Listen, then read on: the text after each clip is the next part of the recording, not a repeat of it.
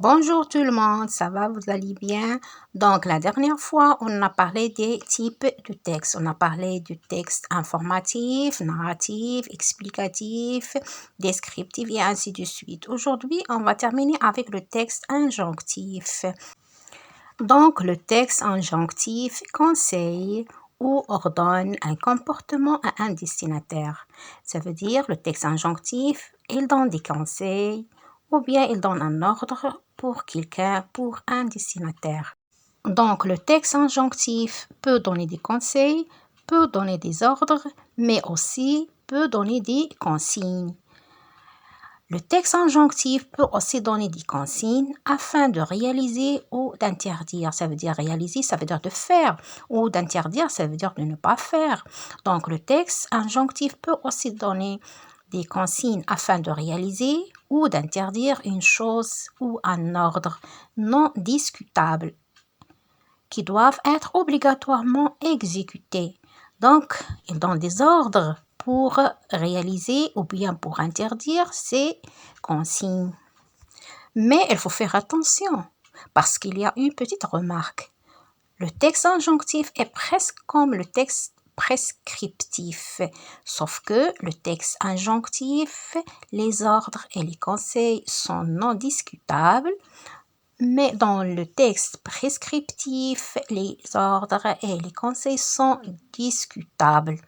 Donc, pour les ordres dans le texte injonctif, ils sont obligatoires, mais dans le texte prescriptif, ils ne sont pas obligatoires.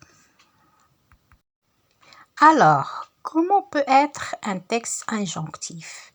Donc, le texte injonctif peut être un mode d'emploi, une recette de cuisine, une règle de jeu ou bien une ordonnance de médecin et ainsi de suite. Maintenant, je vais donner un exemple de texte injonctif. Donc, exemple de texte injonctif, ici, je vais prendre mode d'emploi. La machine à laver.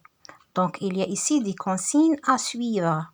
Donc, ici, il y a des consignes à suivre pour faire marcher la machine à laver. Si on n'a pas suivi ces démarches, la machine à laver ne va pas démarrer. Donc, le chargement de la machine, le verrouillage de la porte, le remplissage du tambour, la rotation du tambour, la vidange, le rinçage, l'essorage et le déverrouillage de la porte. Donc ça, ce sont des consignes qu'on doit suivre à la lettre pour faire marcher la machine à laver. Donc on est obligé de les suivre, sinon la machine ne va pas démarrer. Alors, ça c'est un texte injonctif. J'ai pris ici le mode d'emploi de la machine à laver.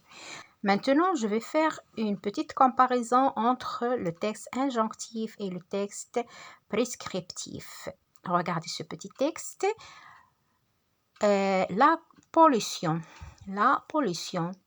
Donc, regardez bien les consignes.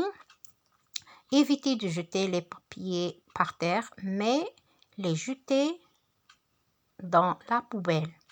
Planter des arbres pour augmenter l'oxygène dans l'air. Sensibiliser les gens au danger de la pollution, essayer de faire des gestes pour que notre environnement ne soit pas pollué. Donc ça, ce sont des consignes, mais on n'est pas obligé de les faire. C'est pour ça qu'on l'appelle un texte prescriptif. Donc les consignes ne sont pas obligatoires. J'espère que vous avez bien compris le texte injonctif et aussi la comparaison entre le texte injonctif et le texte prescriptif. Merci pour votre attention et à la prochaine fois, Inch'Allah.